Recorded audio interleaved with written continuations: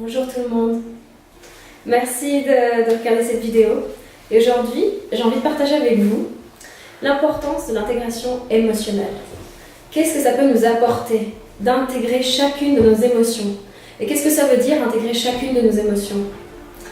Réussir à admettre et à voir qu'à l'intérieur de nous, on a toutes ces parties. On a cette partie qui peut être bien, qu'on considère bien, cette partie qui peut aussi avoir du mal. Et réussir à les reconnaître, reconnaître notre partie ombre, notre partie lumière. Déjà que, elles ne peuvent pas exister l'une sans l'autre. Comment est-ce qu'on pourrait connaître la lumière si on ne connaîtrait pas l'ombre? Et comment on pourrait connaître l'ombre si on ne connaîtrait pas la lumière? Donc le jour qu'on peut comprendre qu'elles se complètent, qu'elles ne font qu'une, qu'elles sont que deux faces de la même pièce, parce qu'on arrive à les fusionner, parce qu'on a fait justement cette association des deux, on arrive à trouver la paix intérieure. Et avec cette paix intérieure, on arrive à trouver l'harmonie, la compassion. Et pour réussir à trouver cette paix, donc c'est tellement important de passer par l'acceptation de ces émotions, les intégrer. Donc, et pour les accepter, il faut réussir à les reconnaître. Donc, reconnaître parfois que oui, on aurait pu avoir tort. Que oui, peut-être on a pu faire du mal. Et c'est ok parce qu'on a fait du mieux qu'on pouvait à un certain moment, comme on a pu, avec ce qu'on avait. Donc réussir à admettre avec toute humilité ce qu'on a pu faire, le mal qu'on a pu causer. Et arrêter de dire tout de suite « Ah mais non, c'est pas moi, c'est toi qui as commencé. Non, c'est toi qui m'as insulté. Non, je t'ai pas insulté. » Au lieu de dire non, dire « Ah, ok, j'étais pas au courant, j'avais pas conscience. Excuse-moi. » Donc reconnaître. L'autre personne, c'est la seule chose qu'elle recherche, la reconnaissance. Et ensuite, se dire merci à soi-même, merci d'avoir été qui on était jusqu'à présent. Et dès à présent, je peux être une meilleure personne, je peux être qui je suis. Et grâce à la gratitude qu'on peut avoir envers soi, on arrive à trouver ensuite cette acceptation de soi, dans le non-jugement. Et dans ce non-jugement, lorsqu'on ne se juge plus, on arrive à s'accepter, se tolérer. Et lorsqu'on se tolère, on arrive à tolérer l'autre, à tolérer sa différence. Et c'est parce qu'il est différent qu'il n'est pas équivalent de nous. Il est tout à fait équivalent. Il a juste une autre manière de penser en lui donnant cette liberté d'être qui il a envie d'être, de dire ce qu'il a envie de dire, de prendre la place qu'il a envie de prendre, et de lui laisser le temps et l'espace. Et il se sent tout de suite bien, il se sent respecté, il se sent aimé.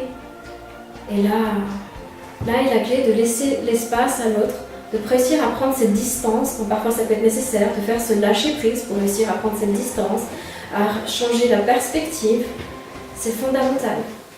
Et lorsqu'on se bat, dès qu'un des deux côtés, lorsqu'ils arrêtent de tirer sur la corde, dès qu'une personne arrive à lâcher prise, il n'y a plus aucune raison de se battre. L'autre personne aussi peut lâcher prise, et là, l'échange est enfin possible. Une connexion et un réel amour, échange est possible. Et on tente trop de rechercher à l'extérieur ce qu'on ne trouve pas à l'intérieur de soi. On cherche trop cette reconnaissance de l'autre, trop le pardon de l'autre. Mais réussissons avant tout à se pardonner à soi-même déjà pour des manières qu'on aurait pu agir, pour la culpabilité qu'on sent à l'intérieur de nous. Mais ce n'était vraiment que dû, souvent, dans la plupart du temps, à des peurs. On a agi selon nos peurs, on était aveuglés par nos peurs. Et le jour que ces voiles s'enlèvent, qu'on enlève cette peur, on voit la conséquence de nos actes, on prend conscience de ce qu'on a fait. Et parfois, ça peut être très douloureux. Et si on a la force et le courage et l'humilité de l'admettre, on peut retrouver cet amour qu'on a pour soi. Et on peut s'offrir et se donner cet amour qu'on a à l'intérieur de soi. Et une fois qu'on s'est donné cet amour, qu'on a pu se réconcilier avec toutes les parties de soi, ces parties qui ont pu être blessées, qui s'est senties rejetées, abandonnées, humiliées, trahies, injustement traitées, lorsqu'on arrive à déjà en ouvrant toutes ces couches grâce à l'intégration émotionnelle, à les ressentir où elles se sont cachées, et à les accueillir avec bienveillance et amour, dans le non-jugement et dans la tolérance, tout peut se dissoudre. Comme un certain ami dit, la conscience est le dissolvant de la souffrance. Et la souffrance, c'est quelque chose, c'est lorsqu'on arrête, souvent c'est lorsqu'on retient trop la douleur et qu'on n'accepte pas la douleur, elle se transforme en souffrance. Donc acceptons d'aller ressentir ces points un peu plus sensibles. Enlevons toutes ces couches d'oignons pour réussir à retrouver cet amour pour soi, à s'aimer soi-même, apprendre à s'aimer soi-même et s'apprendre à s'apprendre. C'est totalement primordial. Et lorsqu'on a suffisamment d'amour à l'intérieur de nous, lorsqu'on arrive à se donner cet amour à l'intérieur de soi, on peut le partager avec les autres. Comment est-ce qu'on peut donner quelque chose qu'on n'a pas? Et c'est normal qu'on cherche à prendre à l'extérieur, et pourtant, ça vient avant tout de l'intérieur.